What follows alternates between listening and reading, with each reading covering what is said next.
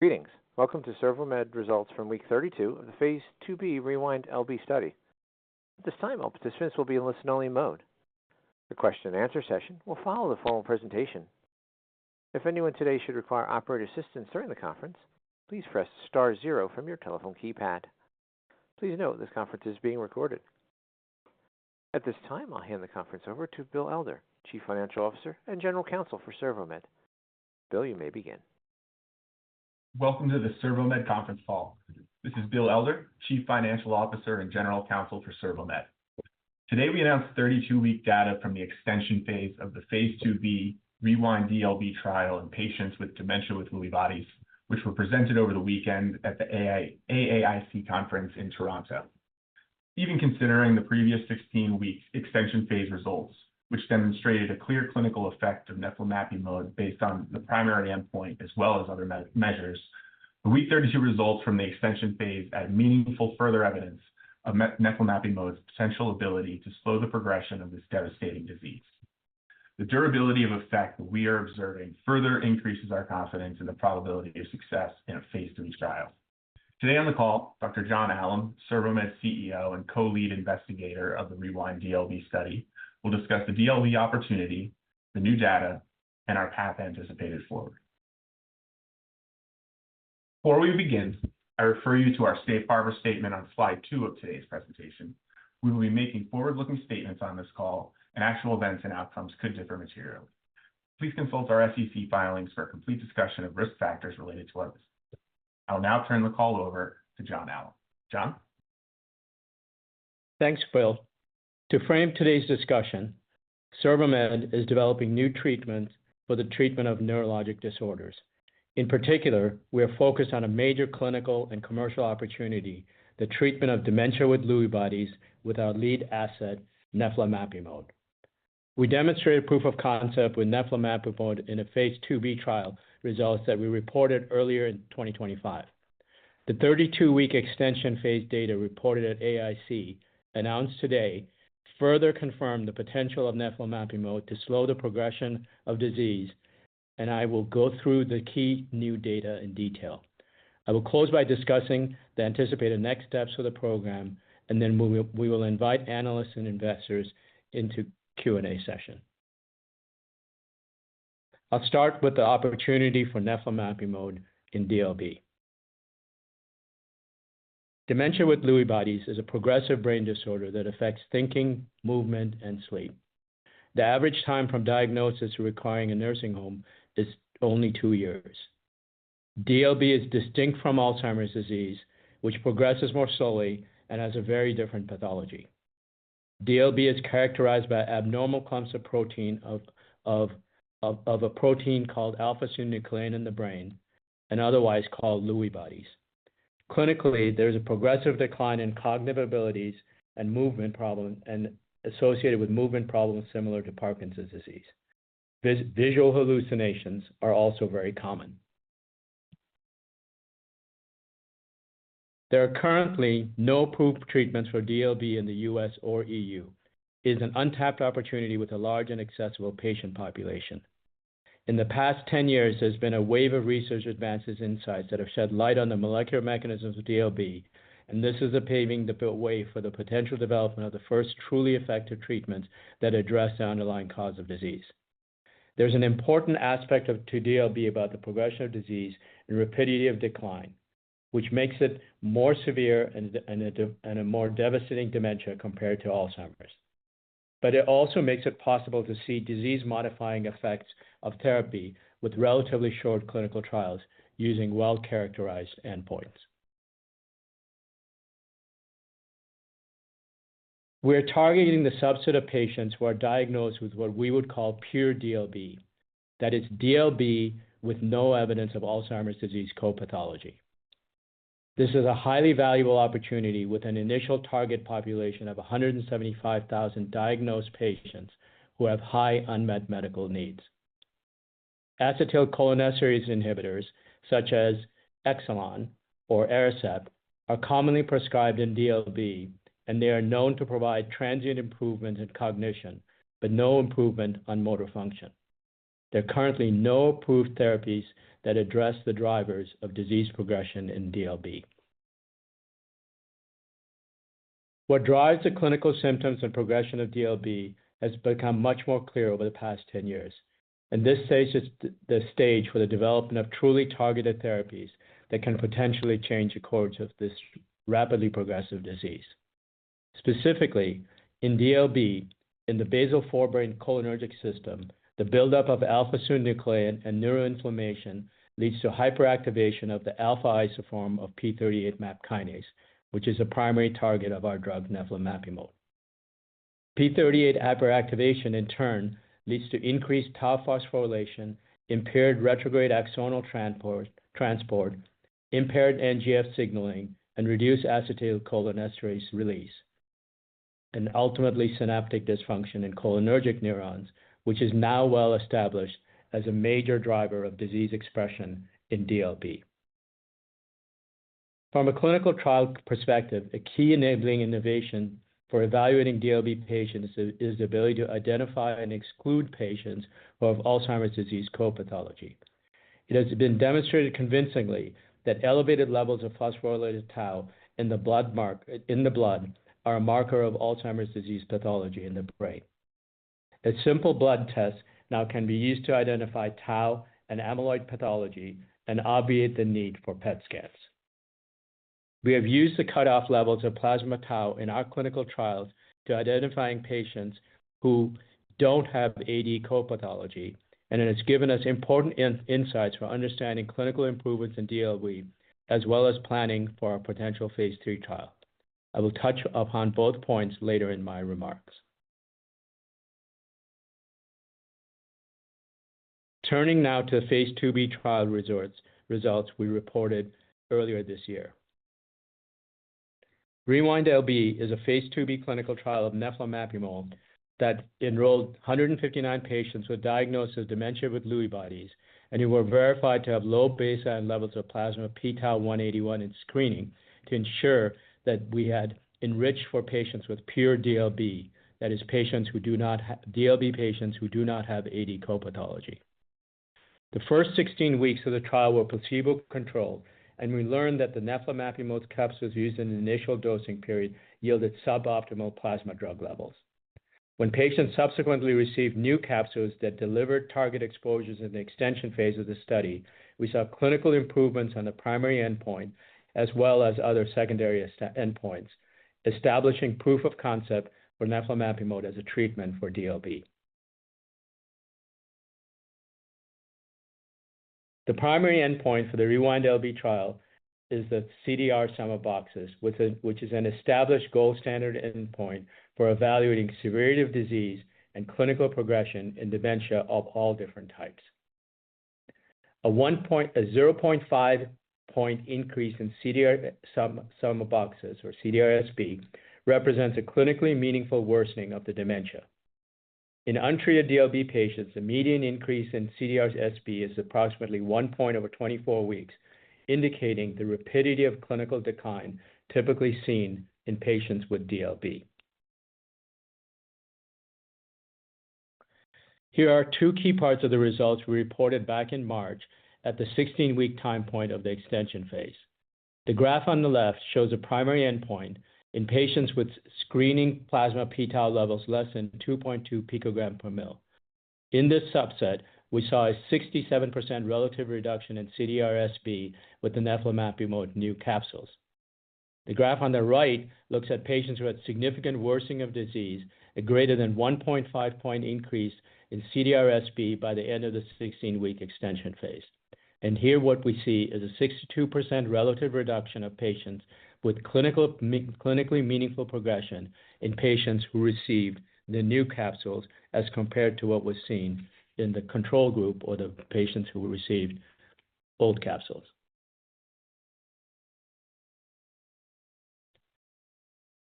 I'd like to now walk you through the results we announced over the weekend, the 32-week results from the extension phase.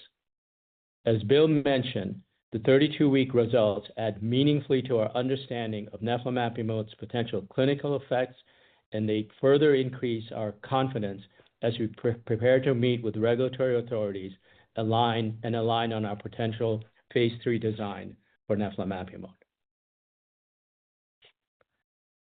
This slide shows how the new capsules were introduced into the extension, with the majority of patients receiving old capsules at the beginning of the extension phase, while nearly all patients after the week 16 time point in extension were receiving the new capsules. As a result, the duration of treatment with either old or new capsules is variable. That is not, for example, that they received a fixed 16 or 32 weeks of treatment across the board.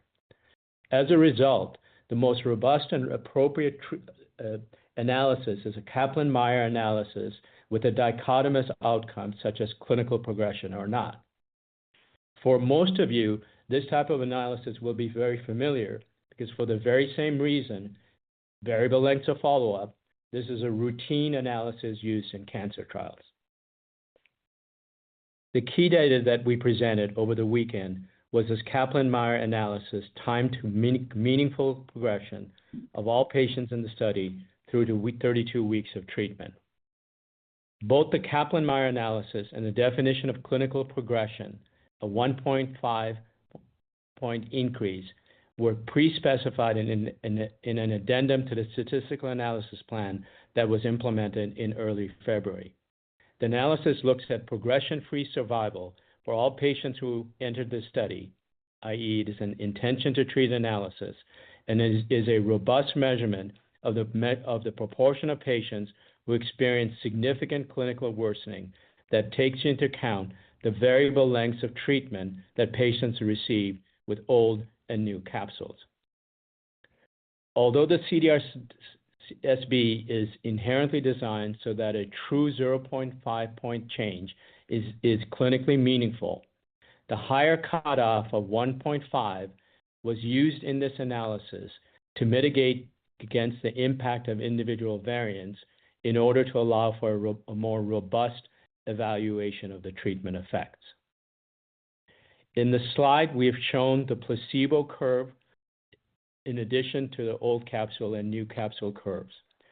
You can see very readily in the first 16 weeks, placebo and old capsules are very similar in terms of rate of progression, with a high rate of progression out to the first 16 weeks. With old capsule treatment, the progression continues on the same trajectory. In contrast, among patients who are getting new capsules, there's a dramatic slowing of the number that experience clinically significant worsening, and the gap between new and old capsules gets even wider between week 16 and week 32 of the extension. You can see the p-values for the comparison between new and old capsules, which is highly significant. In addition, when we look at the hazard ratios, which is the risk of progression in new capsules compared to old capsules, what we see is that with new capsule treatment, there is a 54% reduction, hazard ratio of 0.46, with the new capsule treatment relative to old capsules, while in the patients who with a more stringent criteria for AD co-pathology, a screening plasma p-tau level less than 2.2, the hazard ratio is 0.36, reflecting or a 64% reduction in the risk of progression with new capsule treatment compared to the control of old capsule treatment. Using the same Kaplan-Meier analysis and comparing different cutoff levels of plasma p-tau 181 at screening, it was shown that using a cutoff lower than the 2.2 picogram per ml level does not further reduce the risk of progression. We believe this is important new information as we prepare for a potential phase 3 trial. Next, I'd like to highlight very recently obtained plasma gliofibrillary acidic protein, or GFAP data, that we released today in association with the AAIC presentations in our press release, which data that we believe provides further validation of the impact that neflamapimod has on the underlying disease process. As many of you know, GFAP is a well-established blood-based biomarker that reflects injury or stress in astrocytes, key supporting cells in the brain. More importantly, in the context of neurodegenerative disease, perhaps reflecting the astrocytic response to neuronal damage, scientific publications and data have shown elevated GFAP levels in the blood are associated with active neurodegeneration in the major dementia, and the plasma biomarker that is one of the most consistently linked to cognitive decline and disease progression in various diseases, including and particularly in DLB. Moreover, in the patients who do not have AD copathology, GFAP is the first biomarker that is elevated in the course of the disease and ahead of neurofilament light chain. These new results show a meaningful and statistically significant reduction in plasma GFAP levels in patients who were on new capsules in reduction from the start of the extension phase through to week 32. Specifically, over the 32-week extension phase, GFAP levels declined by approximately 18%. By contrast, during 16 weeks of placebo administration, which reflects the course of GFAP levels over time without treatment, the levels increased about 1%. Similar to the other data we've shared, patients with a baseline plasma p-tau less than 2.2 picogram per mil saw an even greater treatment effect, in this case with respect to greater decline in plasma GFAP levels. The GFAP data, combined with the 32-week clinical data, we believe provide unambiguous demonstration of proof of concept for neflamapimod as a treatment for DLB, specifically in the patients with DLB who do not have AD copathology. Our key takeaways for neflamapimod from the AAIC data presentation and today's data release can be summarized as follows. The slowing of clinical progression that was identified at the 16-week extension phase time point has been sustained out to 32 weeks of treatment. The benefit seen with neflamapimod is clinically significant. Patients who received neflamapimod for up to 32 weeks in the extension phase showed a 54% reduction in clinically significant worsening on the CDR sum of boxes compared to patients who received control. This reduction improved to 64% among patients who had minimal evidence of AD copathology. The effects on clinical progression was associated with significant reduction in plasma levels of the neurodegenerative marker GFAP. Results that further corroborate that neflamapimod has achieved proof of concept as a disease-modifying treatment for DLB. But we believe that for plasma p-tau 181, the cutoff level of 2.2 picogram per mil is optimal to define presence or absence of AD copathology in the context of neflamapimod treatment. With that cutoff, patients who with what would then be called pure DLB represents about half the DLB patient population. Turning to our anticipated next steps for the neflamapimod program. With the data we have gained from the phase 2b trial, we are now poised to move into phase 3. We first gained proof of concept data earlier this year. We have now further strengthened our understanding of how neflamapimod's treatment effect on slowing of clinical progression is sustained. And we're now planning to meet with the FDA in the fourth quarter of 2025 to reach alignment on a phase 3 trial design. The RewinD-LB trial and the extension phase were very data-rich, and we believe give us all the clinical information we need for a potential phase 3 trial, including duration of therapy, effect size, number of patients, and the use of plasma tau levels to identify patients. We can now project with that much more confidence a phase 3 clinical trial of neflamapimod that looks very similar to phase 2b and can demonstrate efficacy that may support approval. We expect the pivotal clinical trial design will look very similar to the phase 2b RewinD-LB trial, we plan to enroll DLB patients who don't have AD copathology as determined by blood tests for levels of phosphorylated tau. We expect to use CDR-SB as a primary endpoint. We expect to enroll at approximately 40 sites. And while RewinD-LB was 16 weeks in initial duration, we currently expect, and consistent with ICH guidelines, a phase 3 trial will be 24 weeks in duration, and subject to further discussion and alignment with the FDA anticipated in the fourth quarter of 2025. The fact that we have sustained clinical benefit in phase 2B at 32 weeks of the extension phase, and also a widening gap between treated patients and those patients who receive control, gives us confidence as we head into this potential phase 3 trial design. To recap the main points around neflamapimod, DLB is a distinct dementia where progression is rapid.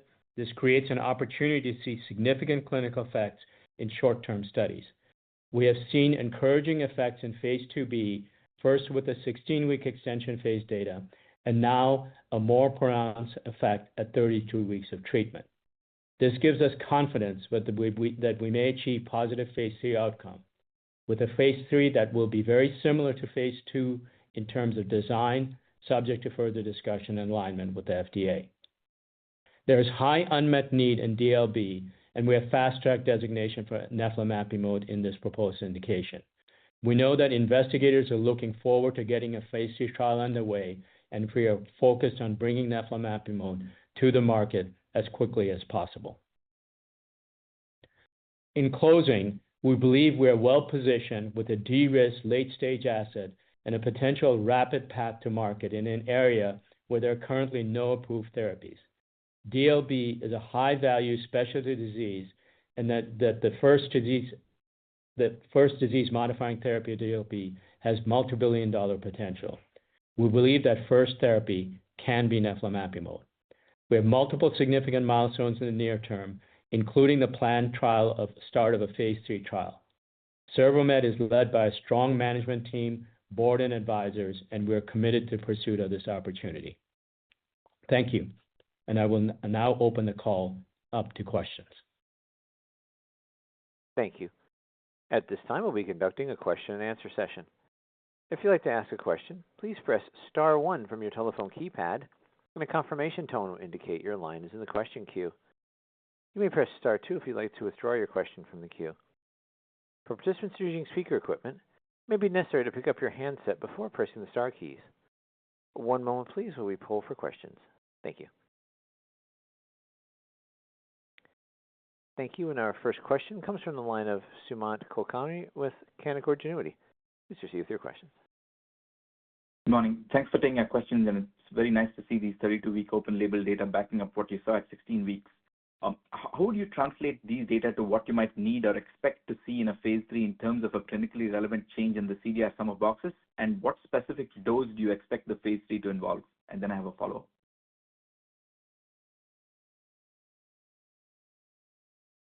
So on the first question, I think what we've shown in terms of either the correlation, I think, well, in particular, what we've shown in the 32-week data with the time to progression defined as a 1.5 increase in CDR sum of boxes, that is inherently a clinically meaningful result. And so that level of impact on the CDR sum of boxes inherently is clinically meaningful, and that's the fundamental argument and that we're making, that the results in the 32-week results in particular would translate into a clinically meaningful effect in a 24-week phase 3 trial. So I think what we've seen, both in terms of mean change and in terms of time to progression of a 1.5 point increase, which could also be in a full phase 3 trial, could also be translated in just a number of patients who progress within within a 6-month time frame. Put together in that frame that way, again, is inherently clinically meaningful. That's why we think that the effect that we're seeing really inform very strongly in terms of a 24-week phase 3 trial being able to demonstrate the benefit-risk ratio that you need to be able to demonstrate for approval. And in terms of dose, I think the combination of the biomarker data as well as the 32-week data with the sustained effect out to that point and the magnitude of the effect in terms of in the intended targeted now patient population with a 64% reduction in risk of progression, that's clear-cut demonstration of the 40 milligram TID dose level, the blood concentrations in particular that we're achieving drives a clinical effect that is would be meaningful and would have a real impact on the lives of patients with DLB. And that really is in the end ending up is our target. It's the 40 milligram TID dose and being able to achieve that average 5 nanogram per mil C trough level. Got it. Thanks for that. And then on GFAP, we know CDR sum of boxes is going to be the primary endpoint in your phase 3, but how receptive do you think the FDA might be to utilize GFAP as a regulatory relevant metric? And is there any consensus on what might be considered clinically relevant reductions? I think that at this point, I'll just say that I don't, again, that it is fundamentally, it supports the clinical results in terms of specifically with respect to an effect on clinical progression. And I think the FDA, I think, would think along the same lines. It is that fundamentally, and that the drug is acting on the underlying disease process.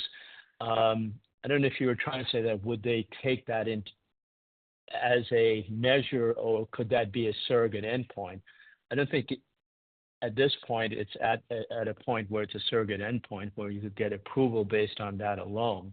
But a objective marker such as GFAP and a neurodegenerative disease marker is inherently in these contexts, you know very well, it just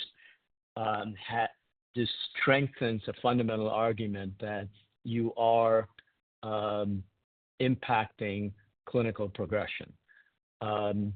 There's no set cutoff, but I think it is just that there are very few drugs that have shown an impact on GFAP and certainly none in DLB. And the effect we're seeing, it's very clear cut. There is a reduction in GFAP levels. And remember that this is, in the end, is confirming what we presented in phase 2A, where the GFAP reductions we were seeing were actually correlated to the CDR sum of boxes result. And across the board in a variety of different settings, longitudinal increases in GFAP of relatively modest amounts are strongly correlated to cognitive decline as well as disease progression overall. I think this is a great result to be able to see that, particularly in the context of the 32-week result. If you put the two together, just very clear-cut evidence that we are impacting the underlying disease process, and with that, substantively slowing clinical progression. Thank you. The next question is from the line of Sumit Roy with Jones. Please proceed with your question. Good morning, everyone, and congratulations on the improving data. One point, I don't know if I missed it, have you presented the CDR-SB score at 32 weeks? And the second part is, how does the compliance look like in these patients in terms of the medication? in Thank the you, open Sumit. label extension? So on the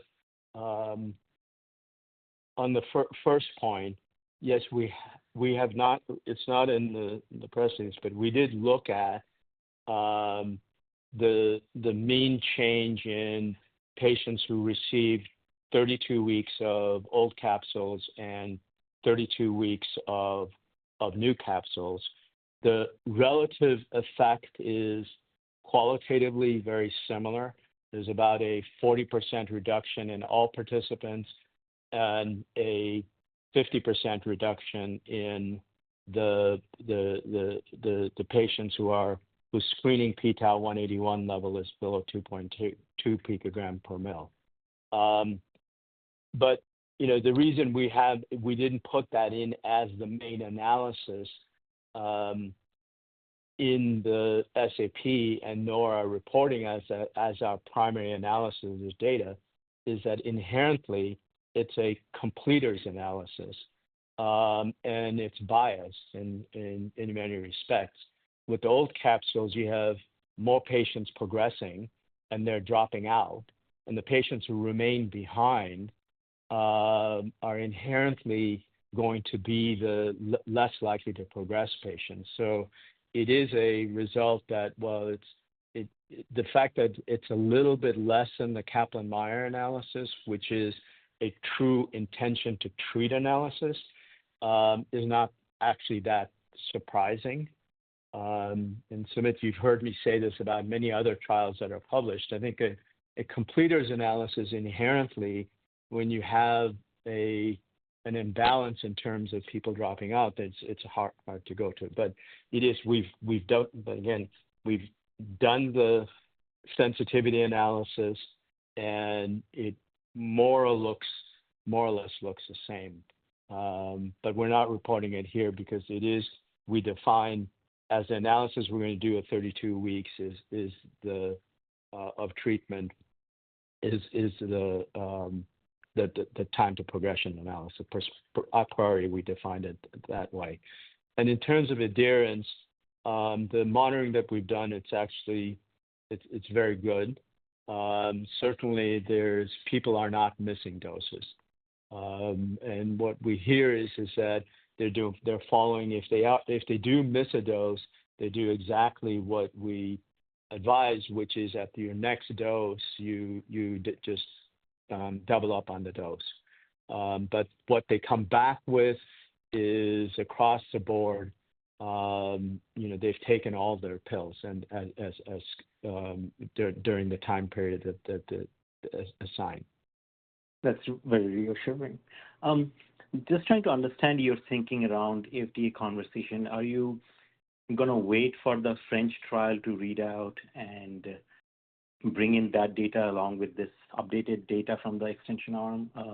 And if the French trial with the TID dosing really shows much more improved, how would you present it to the FDA for dosing, or would you stick to the phase 2 US trial dosing? So at this stage, and the intent in our communication today is that with the data that we've seen now at the 40 milligram TID dose level, both the clinical progression data and the magnitude effect there, along with the plasma GFAP effect, we're going forward with the 40 milligram TID dose level. And that's why we're communicating now that our intent is both with FDA and with EMA. We are planning on, or we expect to meet with them within the fourth quarter. We're not waiting on the Strasbourg data at this point. I think with we're really very much the BID regimen, higher dose regimen. We consider that at this stage. You can think of it more along the lines we had talked about last fall, Sumit. You know this, that's more a little bit of life cycle management, give us more flexibility and give patients and physicians more flexibility down the line. But the data we're seeing here says that in a context like DLB, where there's a high medical need, what we're seeing justifies going forward with the 40 milligram TID dose regimen. Got it. Thank you. And the one last question, trying to ascertain the urgency or how proactive you are in biz dev deal in the ex-US territories. Is that something you're actively pursuing for partnering or licensing out China, Japan, or EU territories? I'm not going to give you any specific timeline or what discussions we're having, but we have said, and we continue to believe that a regional licensing deal, either in Europe or in Japan or maybe even far the East Asia, is something we're very much open to, and I think there's a multiple different reasons why the specificities and the opportunities in those areas are such that there are likely to be companies who would be interested in that discussion, and that's something, and that doesn't change in all of this. As in, from a business standpoint, nothing else in Japan in particular, to maximize the opportunity there, but also to provide opportunities to get financing for the core program in a non-dilutive manner. So we're absolutely open to it, but I'm not going to give you, I'm not in a position to actually give you more detail than that as to whether we are in active discussions or not. Certainly. Thank you again for taking all the questions, and congrats on the data. Thank you very much. Our next question is from the line of Ram Selvaraju with H.C. Wainwright. Please proceed with your question. Thanks very much for taking my questions, and congratulations once again on all the progress. I was wondering if you could just summarize for us the scientific evidence correlating the reduction in GFAP levels in plasma to the impact on astrocytic activation and neuronal health in the brain. You know, what's historically been published around that, and the extent to which you can correlate the plasma reduction to the actual impact in the context of the CNS. And secondly, I was wondering if you could just recap for us how you expect discussions with the FDA to proceed from here, and what we can expect as sort of the next milestones, gating items on the regulatory front as you look to firm up the regulatory path underlying clinical development activities for neflamapimod. So I'm not going to go through, I can't give you the specific citations up front, but it is if you go to my CTAD presentation last year on GFAP, there's actually which is on our website, there's a set of citations that are in one of the slides. But this is, GFAP levels have been correlated even in pathology to both neuronal loss and in particular to tau pathology. And this is probably the most in an all-comers dementia evaluation, which is the most direct, and that's one of the strengths of GFAP, and it actually was not correlated to amyloid plaque levels, but it's specifically to the neurodegenerative process. It was, and in particular to neurodegenerative processes that are tau-driven, as in DLB and in our mechanism downstream of inflammation is tau and P38 activation is tau hyperphosphorylation. And that was published last year and really I think in many respects, puts an exclamation mark into all the other clinical correlations between cognitive level and GFAP levels in both Alzheimer's disease and in DLB. And that's a correlation that was in our phase 2A data. You could correlate the CDR Sum of Boxes score at baseline to GFAP levels. And we actually internally validated it in our phase 2A result. Now, what level of reduction with treatment leads to what level of clinical effect. I think that's an imponderable without actually having drug that would not be inherently is not going to be there without having drugs that actually do that, enough data to actually go to what is the level of GFAP progression decline. But it is that, but if there's one example, and it's going to be all mechanism related, both lecanemab and donanemab, the one biomarker where there's a clear-cut effect on is the GFAP levels.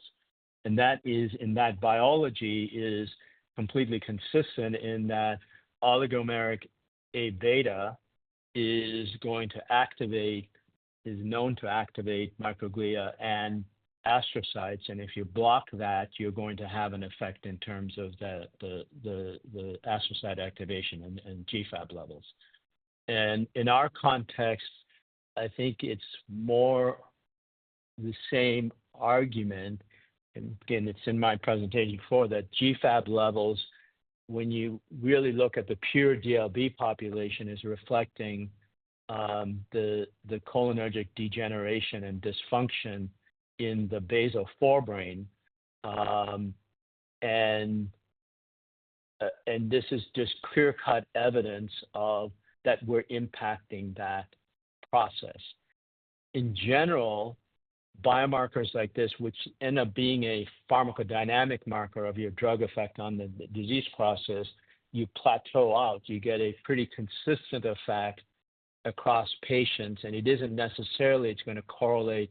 It's just telling you that that the drug is doing exactly what it's going to do, and then what that translates into clinical effect is going to be kind of different from patient to patient, depending on their kind of context of how they fit in.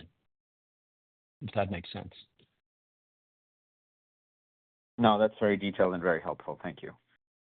Just to recap quickly on the regulatory front, we just wanted to get a sense of when you anticipate sort of being able to provide us with the formal FDA stance. It'll be sometime after we meet with them, and our plan at this point is to meet with the FDA within the fourth quarter. And I can't be more specific than that at this point. Thank you. The next question is from the line of Bhuvan Pachappan with Roth Capital. Please proceed with your question. Hi, team. Congratulations on the progress. I'm dialing in for Bhubalan, and we have a couple of questions. So given there is no FDA-approved therapy for DLB, can you provide a high-level feedback that you have received at the AAIC conference regarding the neflamapimod's week 32 data? And what piece of today's data were the conference attendees most excited about? So I can't give you a general answer because most of the data was presented in a poster session yesterday.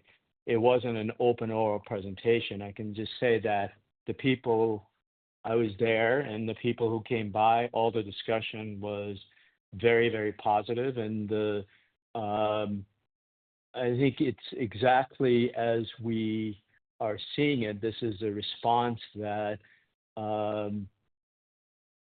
for the demonstration of clinical progression, I think the 16 weeks is a good result.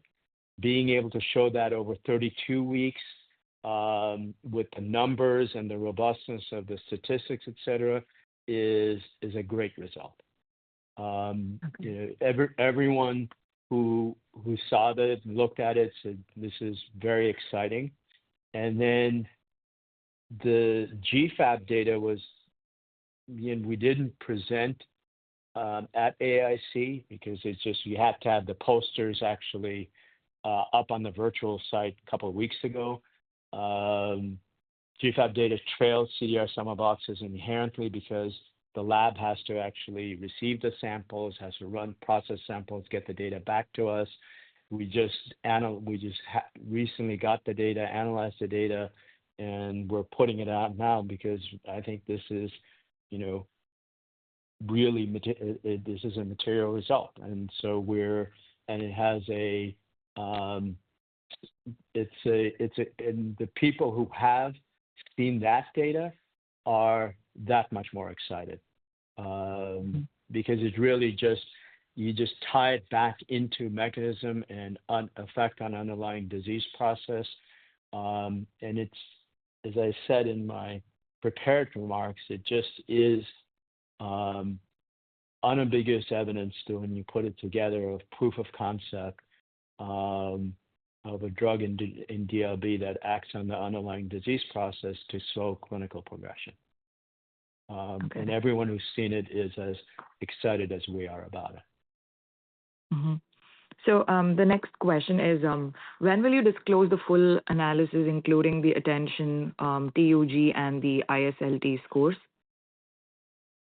So we have the ISLT, all this other secondary endpoints, and this goes even to the 16-week data point. What distinguishes CDR Sum of Boxes from all the other endpoints is that it is the one endpoint that shows worsening, showed worsening in the placebo group over 16 weeks, shows consistently in phase 2A and this study, it's the endpoint that shows worsening. All the other endpoints, and the CGIC also inherently shows worsening, but all the other specific endpoints are flat. So it's just within a 16-week period or 32, you need much higher numbers to see effects on that, because in your control arm, you don't have worsening. And so in the end, in the 16-week trial, to see the effect on fluctuations and working memory is, with the ISLT recognition, is this clear-cut evidence of, or it's more evidence of the robustness and potency of the drug effect to be able to pick that up. But in that time point, we had many more patients, and we had 2 time points. And it was an MMRM analysis, and having 2 time points when you don't have worsening, it's the only way you can manage the variability. If you go out to the 32-week endpoint now, we're not going to have 2 time points, and the number in the extension of the 13-week study it's a very small number. Nearly all the patients went on to new capsules eventually. So there's no reason to look at that data or to present that data. It doesn't add anything. It just doesn't add anything. I think for those endpoints, the 16-week data is informative, and it tells you what it is. The effect we're seeing here is a durability and sustained effect on clinical progression. And when you don't have clinical progression on these other endpoints, you can't make that statement with a longer-term treatment. Okay. And one last question. So can you discuss the impact of neflamapimod old capsules on GFAP levels? There's no effect on GFAP levels with the old capsules. And during the placebo-controlled phase, placebo and old capsule GFAP they both show a slight increase, and there's no significant difference between the two. So it's actually, in many ways, it's more an objective biological confirmation that the old capsules were subtherapeutic. They're not pharmacologically active in the end because of the blood levels that they achieved. Yeah. Okay. Thank you so much, and congratulations on the progress. Thank you. Yes, we are. Thank you. Again, I can't. we're very excited by these results. They're very consistent with the prior results, but to be able to go out to 32 weeks and showing the durable effect, which is associated with now a significant reduction in GFAP levels, and everyone who's seen this data from the academic community is highly impressed and quite excited. Thank you. At this time, I'll turn the floor back to management for any closing remarks. Bill, do you want to close? Yeah, I don't think there's much more to say. Thank you all for joining. As John just said, we're extremely excited about this data as well as what we have ahead of us, and hope that everyone will continue to follow along and support. Thank you. This will conclude today's conference. You may disconnect your lines at this time. We thank you for your participation. Have a wonderful day.